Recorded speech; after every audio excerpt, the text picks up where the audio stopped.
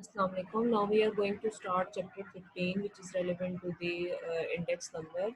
Index number is basically the relative change in price, quantity, or any item of interest. So let's move on to the next slide. So here are the goals for this chapter. The first, we will describe the term of index. Then we will understand the difference between weighted and unweighted index. Then we will construct and interpret the less price index and uh, cash price index. Then we will construct and interpret the value index, and we will explain the consumer price index and the construction and interpretation. So moving on to the next slide. So in this slide, we will see that how we can define the index number. So as I said earlier, it measures the relative change in a price, quantity, value, or some other item of interest from one time period to another. So the time factor is also included in it from base year to current year. The simple index number measures the relative change in just one variable, so it will be calculated for only one variable. Moving on to the next slide. Index number example. So according to the Bureau of Labor Statistics in January 1995, the average hourly earning of production worker is this much. So in 1995, the hourly production earning was $11.47. In June 2005, it was $16.07. So we need to find out the index of hourly earning of production worker in 2005 based on January 1995.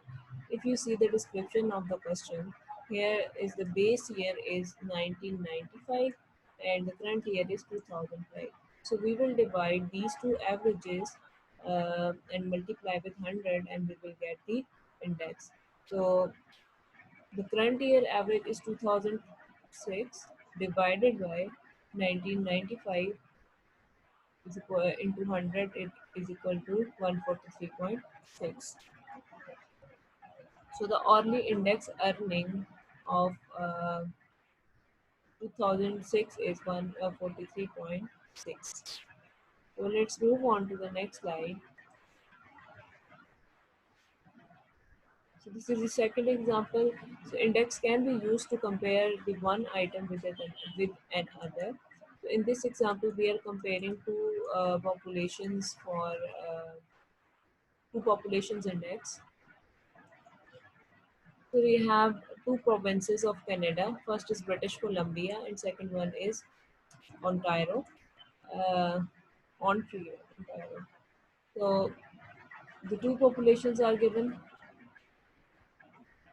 So we will divide these two populations because we are comparing British Columbia to the Ontario. So we'll divide these two values and multiply with 100. It will be 33.9. The calculation of index is quite simple and the use of index is quite important. So let's move on to the next example, which is relevant to the airport and the passengers data. The following Excel output shows the number of passengers in million for the five largest airports in the United States in 2004. So here is the data of five largest airports of the United States. And what is the index of Atlanta, Chicago, Los Angeles, and Dallas Worth compared to Denver? So Denver is the last one, which will also be the base of these airports. So moving on to the next slide, and we will calculate the index number for this data. So here we have the calculation for the uh, passengers, and we will divide each airport passenger to the with the Denver. After division, sorry,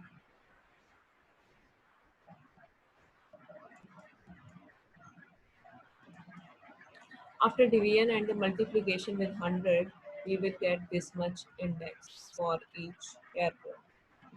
So this is how we calculate and the answer of index number.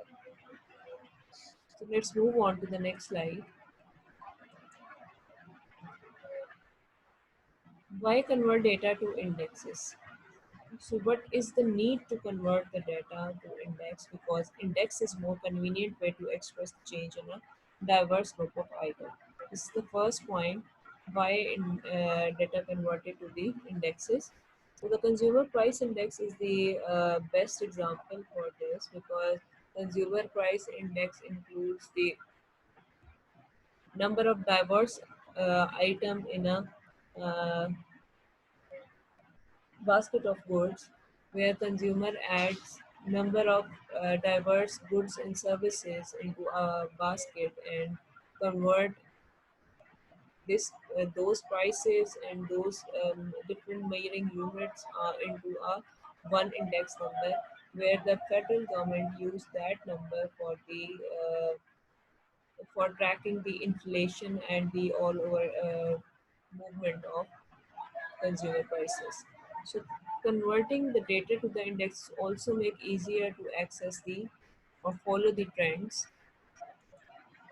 or a series in a composed exceptionally large numbers. So it is a lot easier to describe the information in a simple way instead of using the large numbers or a given example. We have it US retail sales for the month of July 2005, and we are saying that it will increase, that much increase will appear significantly. So this much increase in 2004 in 2005 sales as compared to 2004. So we will find out the percentage of this increase, that is 10.3% increase in retail sales. So we can easily express this information like we can say that in July 2005 there is 10.3% increase as compared to um, July 2004. So let's move on to the next slide. Index. So we have different examples for the indexes. In many situations, we wish to combine several items and develop an index to compare the cost of aggregation of item into different times. So here we are combining the items to develop an index. The first example, we might be interested in the index of the item relate to the expense of operating and maintaining an automobile. So this is the index, or you can say a variable which have different determinants, which includes tires, oil change, and gasoline prices. The second example is the index for the college student. This index might include the cost of books, tuition, housing, meals, and entertainment. So the one variable and number of determinants which determines the one index. So there are several ways to combine the item to determine the index. So moving on to the next slide. So here we have the different methods of calculating the index. Unweighted method, weighted method, Fisher index, value index, and special purpose index. So we will discuss one by one. Moving on, so here we have the unweighted index, or we can find out the simple average of the price relatives and then simple aggregate index. So here is the simple average and here is the aggregate. So you guys know very well that how we can calculate the average x bar is equal to summation of x divided by n. So when we are calculating the simple average for the price relative, we will have a price is equal to summation of price of index divided by number of prices. Simple aggregate index. So we will sum up the prices of current year and summation of prices of base year. So and after that we will divide these two terminologies and multiply with 100, and we will get the aggregate index.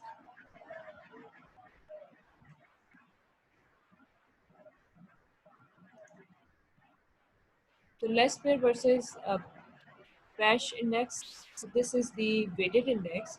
So when we are going to in which certain situations we are using these two indexes. So first we will see the advantages of less pair. So it requires the quantity of the data from only base year,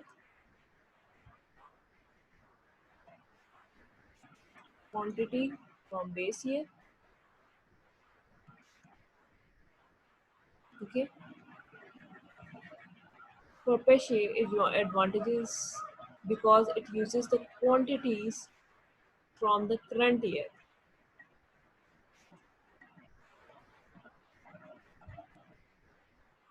So the first difference and the advantages as well. Second, this allows more meaningful comparison with over the time, and the change in the index can be attributed to change in the price. So it is describing the change in index attributed to change in price. And Pesci method is showing the buyer habits.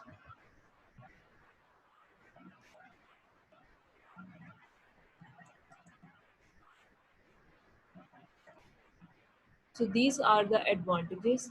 Now let's have a look on the disadvantages of less wear. Does not reflect the changing by patterns. So this disadvantage is basically the Pash's advantages. Also it may overweight goods whose prices increases. So it's not exact. Uh, it not reflect the exact picture of those goods whose prices increased. So this is the disadvantage. So let's move on to the Pesci's disadvantages. It requires quantity data for the current year. So this is the disadvantage because different quantities are used each year. It is impossible to attribute changes in the index of changes in the price alone. So this disadvantage is basically the advantage of this one, the price attribution into the index attribution. And then it tends overweight goods whose prices have declined. So this is overweight goods whose prices increased, less price disadvantage, and Pesci's disadvantage is the overweight the goods whose prices after have declined. It requires the prices to be recomputed each year. So we need to recompute each year the prices of goods when we are using this method. So let's move on to the next slide. Let's see how we can calculate the less parent caches. So first we have the simple average uh, formula, which is from the unweighted index. So first we have the prices of 1995 and 2005 prices. So we will find out the simple index. So how we can find out the simple index?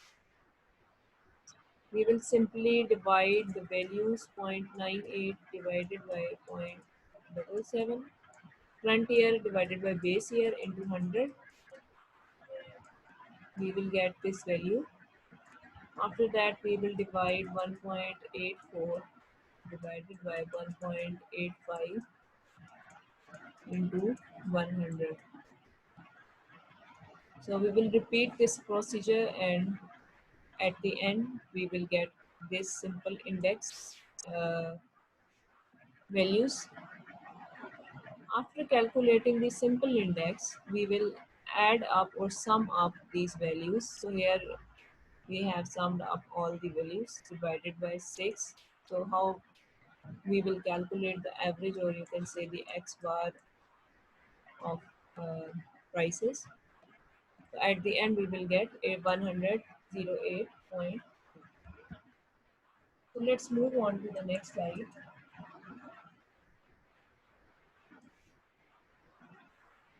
This is the simple aggregate index. So how we will calculate this? Simple aggregate index have two columns.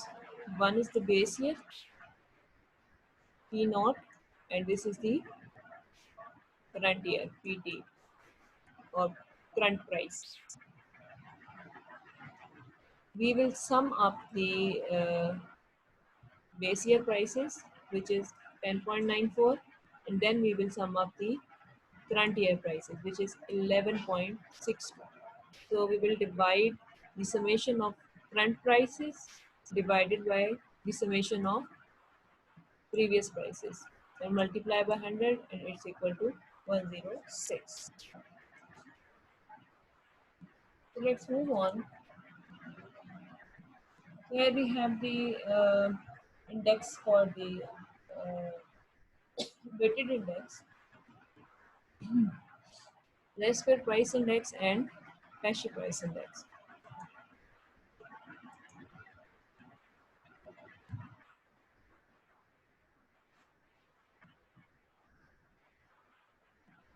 So if you noticed here, this half of the formula is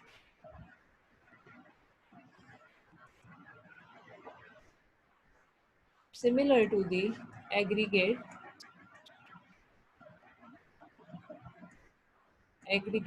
price index, and this portion is different, but it is similar to the, this portion is basically similar to the similar in both formulas, but in less pair we divided the quantity of base year, multiply and divide, and in Pesci price index we are multiplying and dividing the quantity of current year and then multiply by 100. The formulas are quite similar and simple, as I have described before, that PT is the front price, Q naught is the quantity of base year,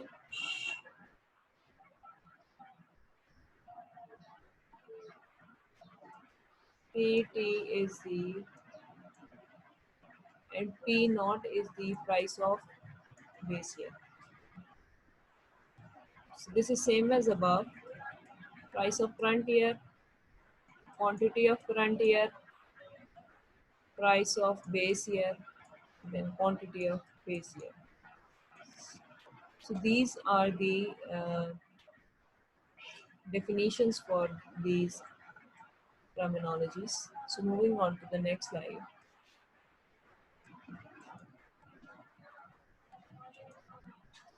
So here we have the less Pierce index formula example. The prices of 6 food items from table chapter 15 to 2 are repeated below in table 15 to 3. Also included is the number of units of each consumed by a typical family in 1995 and 2005. So the prices and the quantities for 1995 and 2005 are given here. We are determining the weighted price index using Lesper method. So let's move on to the next slide.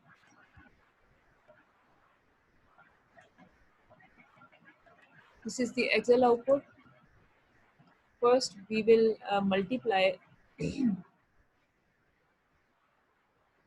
front price into base year quantity.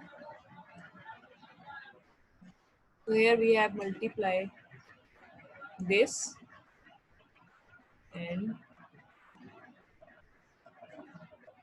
this. So after multiplication of these two terminologies, we will add up these values and we will get the sum of this. So which is equal to 365.6. So we will do the same for next part, which is sum of price of base year into quantity of base year. So I think they missed to write the zero over here in a subscript of q.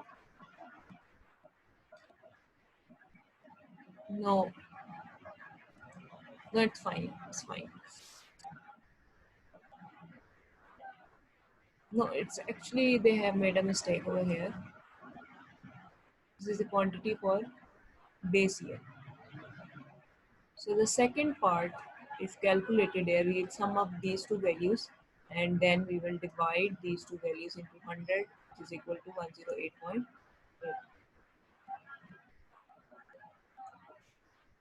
Moving on to the next slide. So here we have an example, the same example from the previous one, and now we are going to apply the Peshi's index. So in Peshi's index, we have the current year prices and quantities and the base year price. So at the very first point, we will multiply P1 and Q1. So we PT and QT, which is going to be PT into QT, and then after the summation, we will get 404.59. In divisor, we have a price of base year into quantity of current year. Then we will multiply these two items and we will get the, after summation, we will get the 369.73. Then we will divide these two values. 404 divided by 369 into 100 is equal to 109.4. So this is how we will calculate the Peshi's index. So today's lecture is end here. In next lecture we will study the Fisher index. Thank you so much, Allah Hafiz.